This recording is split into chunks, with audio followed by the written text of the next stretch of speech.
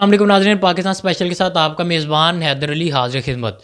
नाज़रीन, आज एक नहायत ही अफसोस खबर आप तक पहुँचाते चले कि मरूफ अदाकार अफ़ज़ाल अहमद जो दुनिया फ़ानी से वफ़ात पा चुके हैं, उनका इंतकाल हो चुका है। वो 21 साल से फ़ालिज के जो मर्ज़ में मुब्तला थे, कल उनकी हालत बिगड़ते ही लाहौर के निजी अस्पताल में उनको ले जाया गया। वहाँ पर उनका इलाज करवाया जा रहा था।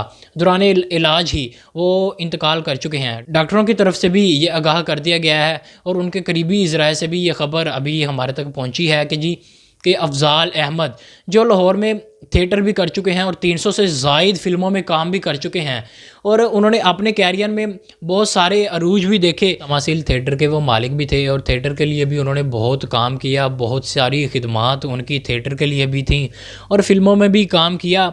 अब अल्लाह ताला उनकी अगली मनाजिल को आसान फरमाए। और इसी खबर के साथ कि अब जो उनकी नमाज़ जनाजा की खबर है वो भी आप तक अगली वीडियो में पहुंचाते चलेंगे। इसी के साथ मुझे मेरी टीम को दीजिए इजाज़त। अल्लाह हाफ़िज़।